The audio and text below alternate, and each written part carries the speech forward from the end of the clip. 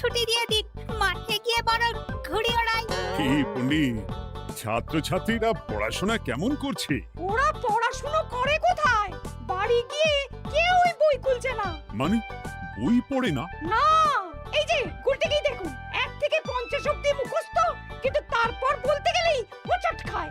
আচ্ছা গুলটে, 51 থেকে বল দেখি। 51, 52, 53, 54, 55, 56, 57, 58, 59, 60, 61। 57, 59, 60, সেগুলো আবার কি? 61-র আগে তো 60 হবে। 41-এর আগে যেমন 40 হয়, 31-এর আগে যেমন 30 হয়। তুই কি নতুন করে বই লিখছিস নাকি সংখ্যা আবিষ্কার করছিস? না, বই পড়তে ভালো লাগে না। পণ্ডিত, এদের মা বাবাকে ডেকে বোঝাও, শুধু ঘুরে বেড়ালে চলবে, পড়াশোনা করতে হবে তো। আচ্ছা মহারাজ, আপনি যখন এত করে বলছেন, এবার থেকে আমরা মন দিয়ে পড়াশোনা করব।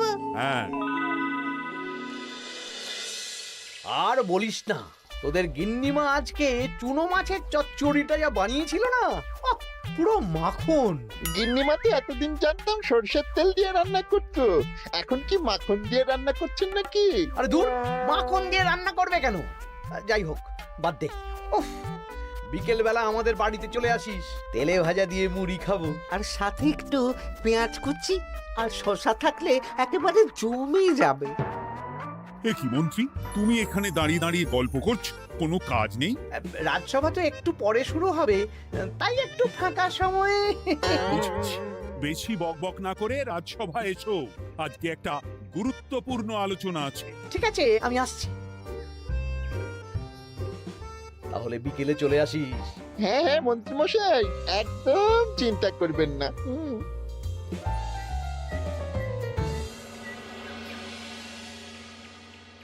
রাজ্যটা তো রসাতলে চলে যাচ্ছে, বাচ্চারা পড়াশোনা করছে না, বড়রা গল্প গুজব করে আড্ডা দিয়ে কাটাচ্ছে।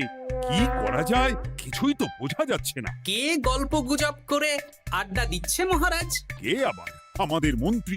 আমি নিজের চোখে একটু আগেই দেখলাম, বটা ঘটার সাথে সকাল সকাল গল্প জুড়েছে। তাহলে এটা বোঝা যাচ্ছে যে মন্ত্রী মশাইয়ের তেমন কাজ নেই, আর কাজ যখন নেই তখন মন্ত্রী মশাইকে রাজসভায় রাখারও দরকার নেই। হ্যাঁ মহারাজ, গোপাল এটা ঠিক কথা বলেছে। মন্ত্রী মশাই তো কাজের মধ্যে দুটো জিনিসই করেন, অকাজ আর কুকাজ। একদম বাজে কথা বলবে না। গোপালের কথা শুনে এখন আমার নিন্দা শুরু করেছো, তাই না? এই থামো থামো থামো থামো, আমাদের রাজ্যের উন্নতির জন্য একটা সমাধান করা দরকার। এই সময় নষ্ট করা বন্ধ করতে হবে।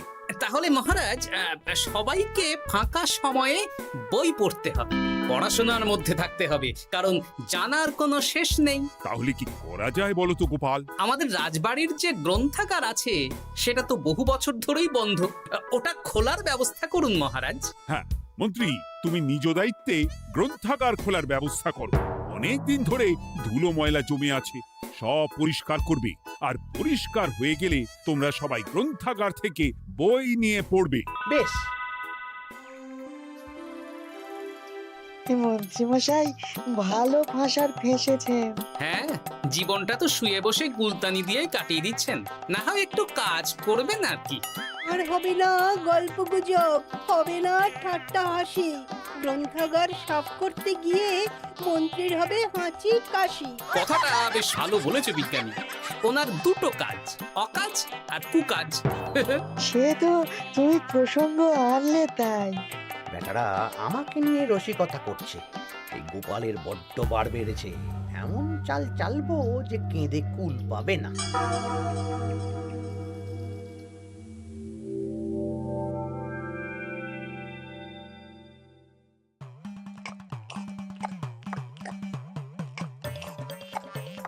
বেশ সুখে ছিলাম, কিন্তু হঠাৎ করে গোপাল আর মহারাজের সহ্য হলো না, চাপে পড়ে গেলাম। আমরা আপনাকে চাপমুক্ত করব, বলুন কি করতে হবে? আমি সব ভাবনা চিন্তা করে ফেলেছি, এখন তোদের আমার কথা মতন কাজ করতে হবে। আসতে পারি মন্ত্রী মশাই? হ্যাঁ, এসো এসো। ইনি তো চিত্রশিল্পী, এনাকে দিয়ে কি হবে? ইনিই তো আসল কাজ করবেন। শোনো, তা গোপালকে ভালো করে দেখে নিয়েছো তো? বিলক্ষণ।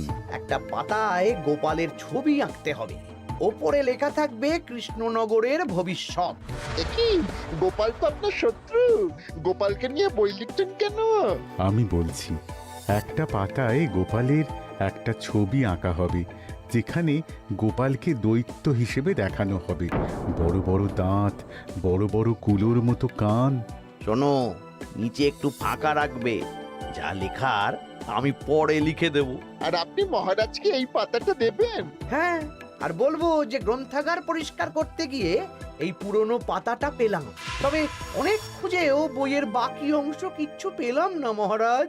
মহারাজ ওখানে দৈত্য বেশি গোপালকে দেখে ভাববেন রাজ্যের বড় বিপদ আসতে পারে, আর গোপালকে কোনো কারণ ছাড়াই তাড়িয়ে দেবেন।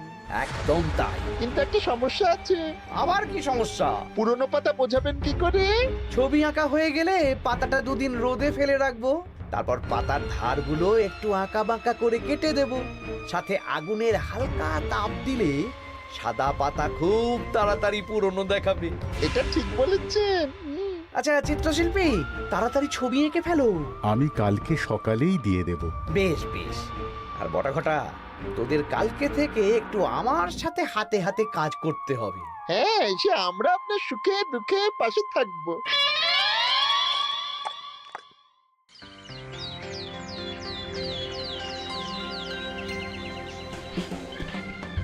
ওপরের তাকগুলো পরিষ্কার কর, ওপরের বইগুলো বড্ড ময়লা। কি মন্ত্রী, কাজ হচ্ছে? কাজ করছেন না, বরং কাজ করাচ্ছেন। কাজ হওয়া নিয়ে দরকার, যে আমি করি বা অন্য লোক, তাতে কি যায় আসে? যায় আসে মন্ত্রী মশাই।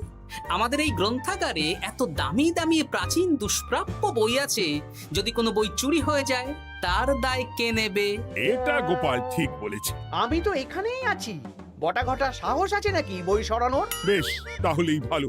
চলো গোপাল, পাঠশালায় গিয়ে দেখে আসি আজকে কেমন পড়াশুনো চলছে। গোপাল আমাদের ঘুরিয়ে চোর বলল মন্ত্রী মশাই, আর আপনি প্রতিবাদ করলেন না। প্রতিবাদ কি? গোপালকেই দুদিন পরে রাজ্য থেকে বার করে দেব।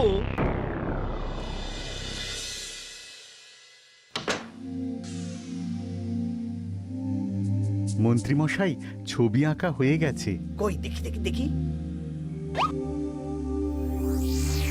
সাব্বাস, এই তো চাই। এই ছবি দেখে মহারাজ চমকে যাবে।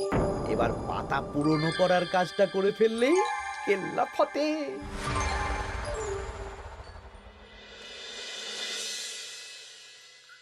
তা মন্ত্রী, গ্রন্থাগার পরিষ্কার করার কাজ শেষ? হ্যাঁ মহারাজ, তবে তবে কি? একটা পুরনো বইয়ের পাতা পেলাম। কি? এই এই- এই দেখুন মহারাজ, আচ্ছা দেখি। অনেক পুরনো বইয়ের পাতা। একই মহারাজ, আপনি আমার দিকে তাকাচ্ছেন কেন? ওরে বাবারে, এই পাতায় কি লেখা আছে? পড়ছি, কৃষ্ণনগরে এক নবরূপী দৈত্য জন্ম নেবে, যার নামের আদ্য অক্ষর গ। সে শুরুতে লোকজনের উপকার করবে, কিন্তু তার বয়সকালে তার আসল রূপ ফিরে আসবে। ওই ব্যক্তি আসলে মানুষ নয়, সে এক দৈত্য। সে থাকলে কৃষ্ণনগরে নেমে আসবে সর্বনাশ। কৃষ্ণনগরের মানুষদের ধরে সে খাবে। তার আসল রূপের চিত্র প্রদর্শিত করা হলো। কই দেখি মহারাজ। দেখো, সত্যি তো, এই দৈত্যকে একদম গোপালের মতন দেখতে। মহারাজ, আমার মনে হয় যে গোপালকে এই রাজ্যে ঠাঁই দেওয়া একদম ঠিক হবে না। কোন দিন গোপাল মানুষ থেকে দৈত্য হয়ে আমাদের খেয়ে নেবে বলা তো যায় না। উল্টো পাল্টা কথা বলবেন না মন্ত্রী মশাই। ওই দেখুন মহারাজ, গোপাল কেমন রেগে উঠছে। এক্ষুনি দাঁত বেরোলে কিন্তু হিতে বিপরীত হয়ে যাবে। আরে কিসের হিতে বিপরীত? কই দেখি। দেখো দেখো, এ তো কোনো দুষ্প্রাপ্য বইয়ের পাতা, তাই মিথ্যে কথা লেখার সম্ভাবনা কম। বিশ্বাস করুন মহারাজ, আমি দৈত্য নই, আমাকে ফাঁসানো হচ্ছে। গোপালকে দূর করুন মহারাজ। কোনো অঘটন ঘটে গেলে কিন্তু আমাকে বলতে পারবেন না যে আমি আগে থেকে সাবধান করিনি। হ্যাঁ গোপাল, তুমি আর এই রাজ্যে থেকো না, আজ রাত্রেই চলে যাও। আমি জানি তো মানুষ অবস্থায় অনেক উপকার করেছো বা করছো, কিন্তু দৈত্য হয়ে উঠলে তখন রাজ্যের মানুষকে কি জবাবদিহি করব বলো? বিশ্বাস করুন মহারাজ, আমি মানুষ। চপ! এই কে আছো? গোপালকে ঘাট ধাক্কা দিয়ে বের করে দাও। যেন আজকের পর এই রাজ্যে আর না দেখি। মহারাজ এসব বিশ্বাস করলেন? মন্ত্রী মশাই জোর খাটালেন যে, কি আর করা যাবে। এখন যতদিন না কোনো উপায় হচ্ছে, এই রাজ্যের বাইরেই থাকতে হবে। তবে কি? একটা সন্দেহ হচ্ছে বুঝলে। আগের বছর যখন বেতন বেড়েছিল, রাজসভা থেকে একটা চিঠি দিয়েছে, সেটা আছে? হ্যাঁ, আছে তো। দাও তো, যাওয়ার পথে একটু বিজ্ঞানীর বাড়িতে যাব বুঝলে।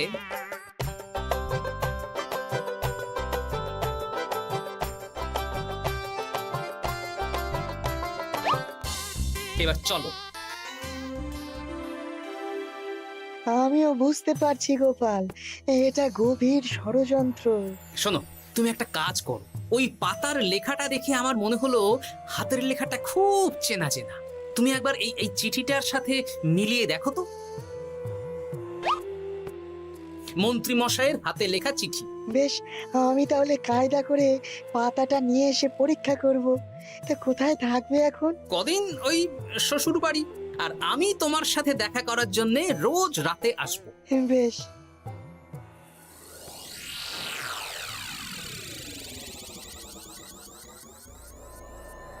আসতে পারি মহারাজ? ও বিজ্ঞানী, এসো এসো এসো। বলছি মহারাজ, পাতাটা চাই, আজকে রাতের জন্য দেবেন? হ্যাঁ, নিয়ে যাও নিয়ে যাও। ওই পাতা দেখলেই আমার ভয় লাগছে।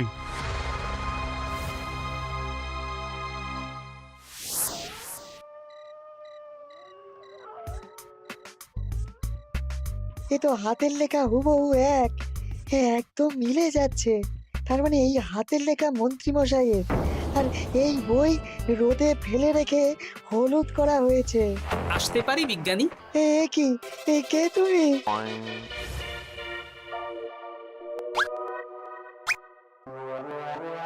গিন্নির পুরনো শাড়ি পরে নারী সেজে এলাম, কেউ জানতে পারলেই বিপদ। এ কোনো বিপদ নেই, তোমাকে মন্ত্রী মশাই ফাঁসিয়েছেন। ওনারই হাতের লেখা, আর ওটা রোদে ফেলে আর উষ্ণ তাপে রেখে পাতা হলুদ করা হয়েছে। জানতাম এইরকমই কিছু একটা হবে। তাহলে কালকে সকালেই রাজসভায় সব খোলসা করে দিই। না না, তার আগে মন্ত্রী মশাইকে একটু নাচাবো। কিভাবে? আমি দৈত্য সাজবো আর মন্ত্রীকে ভয় দেখাবো। আগে বটাকে দেখাবো, তারপর ঘটাকে, শেষে মন্ত্রীকে। এ ভালো মজা হবে, আমি তোমার পাশে আছি। তাহলে তাহলে এখনই সাজগোজ করে ফেলি বুঝলে। তুমি একটা চাদর মুড়ি দিয়ে আমার সাথে বটা ঘটার বাড়িতে যাবে এখন। আচ্ছা।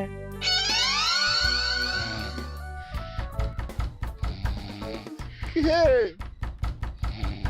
এক ঘরটা দেখ না।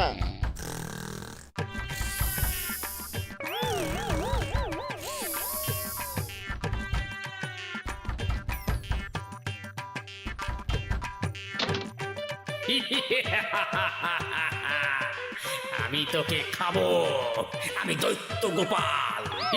বাবারে, আসল দায়িত্ব কি করে হয়ে গেলে? পালাই, এই ঘরটা ওঠ। পালিয়ে কোথাও যেতে পারবি না। আমি তোকে খাবো। বাঁচাও বাঁচাও। কি হলো? বটা কোথায়? এ বটা, বটা, এ কি হলো তোর? কোথায় গেলি? দৈত্য গোপাল আমাকে ধরে নিয়ে যাচ্ছে। মানে এটা কি? আমি গোপাল দৈত্য, আজ রাতে বটাকে গলাদ্ধ করনি আমার ভোজন, কাল তোর পালা। ওরে বাবা রে, কি কাণ্ড! আমাকে খেও না। চুপ, আমি মানুষ। এবার বল, আমাকে ফাঁসানো হচ্ছিল কেন? বল। আমি কিছু জানি না, সব মন্ত্রী মশাইয়ের চক্রান্ত। আমাকে ছেড়ে দাও। এখন না, পরে ছাড়বো। শোনো বিজ্ঞানী, এখন এর মুখ হাত পা ভালো করে বেঁধে ফেলো দেখি। আমি এক্ষুনি বাঁচছি। আর ভোরবেলা একটা কাজ করতে হবে, আমার কয়েকটা নাতি নাতনিকে তোমার বাড়িতে নিয়ে আসবো, আর তারপর আচ্ছা, আমি এখন চললাম, দরজাটা ভালো করে বন্ধ রেখো।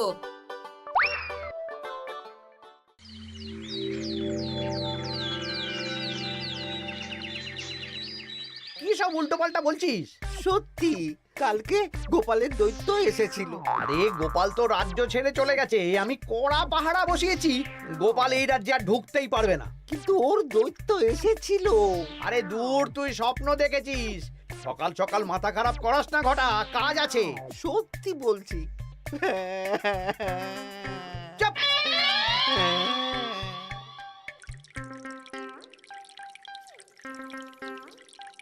মহারাজ, আমি কানা ঘুষো খবর পেলাম বটাকে গোপাল দৈত্য কালকে রাতে তুলে নিয়ে গেছে। হ্যাঁ, আমিও তো তাই শুনলাম। কি সর্বনেশে দিন এলো! এতদিন তো এই বিপদ ছিল না। কালকে গোপালকে তাড়িয়ে দেওয়ার পরেই গোপাল দৈত্য হয়ে সব শুরু করলো নাকি? আরে দূর দূর, আরে গোপাল দৈত্য হবে কি করে? মানে তুমি তো ওই পাতাটা দেখিয়ে বললে। না, মানে আমি বলতে চাইছি যে মহারাজ, গোপাল দৈত্য হয়ে এই রাজ্যে বিপদ আনতে পারে, কিন্তু সেটা তো এই রাজ্যে থাকাকালীন। এখন তো রাজ্যেই নেই, তাহলে আমি তো এর মাথা মুন্ডু কিছুই বুঝতে পারছি না। সর্বনাশ হয়ে গেছে মহারাজ। কি হলো পুটির বাবা? আজ সকালে গোপাল দাদার মতন দেখতে একটা দৈত্য এসেছিল আমাদের বাড়িতে, আর পুটি ট্যাপা পুচকে তুলে নিয়ে গেছে। এবার আমাদের কি হবে মহারাজ? এ কি সর্বনেশে কাণ্ড রে বাবা! দূর, কি সব বলছো? সত্যি পুটির মা সকাল থেকে কাঁদছে, সকাল থেকে। আজকে ওরা তিনজন পাঠশালাতেও আসেনি। এই সেরেছে। মহারাজ, গোপালকে তাড়ানোর পর থেকে তো দেখছি বিপদ শুরু হলো। এতদিন তো কোনো বিপদ ছিল না। সেনাপতি, তুমি তোমার প্রহরীদের নিয়ে গোপাল দৈত্যকে খুঁজে বের করার চেষ্টা করো। আচ্ছা মহারাজ। আর এই যে মন্ত্রী, বলুন মহারাজ। আজ থেকে রাজ্যের সব দোকান, বাজার, হাট অনির্দিষ্টকালের জন্য বন্ধ থাকবে। সবাই বাড়িতে থাকো, ঢেঁড়া পিটিয়ে দাও।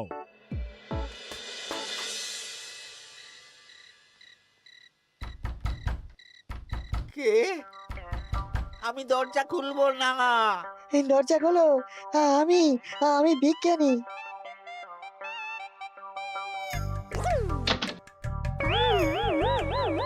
এবার আমি তোকে খাবো। আমাকে ছেড়ে দাও, আমাকে ছেড়ে দাও, ছেড়ে দাও, আমাকে ছেড়ে দাও। ছেড়ে না, ছিঁড়ে খাবো।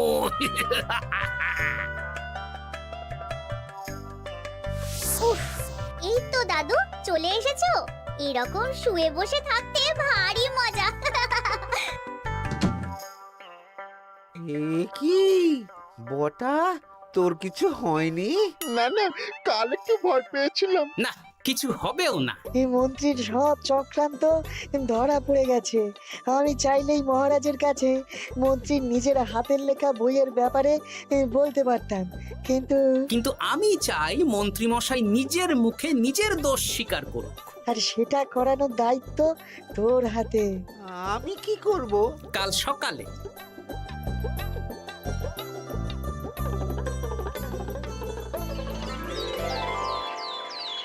কালকে আবার ঘটাকে তুলে নিয়ে গেছে।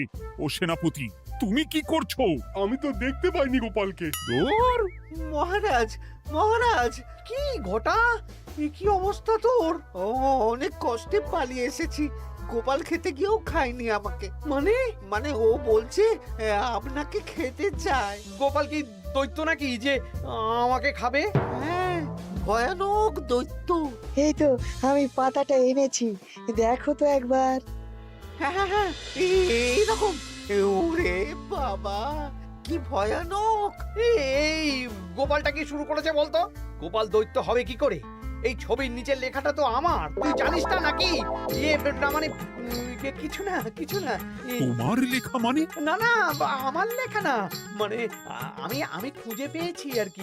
আপনি সত্যি না বললে আমার কাছে কিছু প্রমাণও আছে মন্ত্রী মশাই, যে এই পাতার লেখাটা আপনার। হ্যাঁ, এটা মন্ত্রী মশাইয়ের লেখা, আমি সব জানি। এই তোকে বলতে বলেছি। না না না না না, এবার আমি বলবই, আগে আমার প্রাণ, তারপর আপনার মান। মন্ত্রী মশাই এই পাতাটা নিজে লিখেছেন আর গোপালের ওই ভয়ানক ছবি একজনকে দিয়ে আঁকিয়েছেন।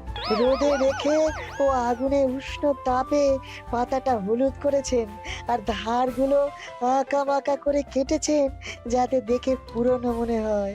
সব বাজে কথা। কোনো বাজে কথা না। এই দেখুন মহারাজ, মন্ত্রীর হাতের লেখা একটা চিঠি আর বইয়ের লেখা একদম এক।